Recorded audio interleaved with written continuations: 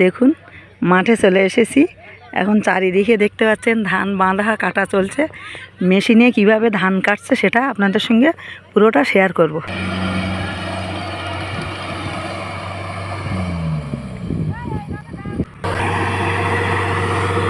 পড়ছে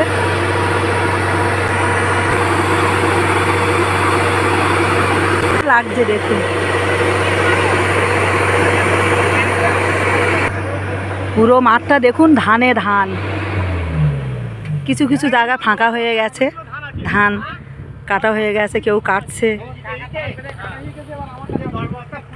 ওই তো ফটো তুলবো। বন্ধুরা দেখুন কি সুন্দর মেশিনটা যাচ্ছে।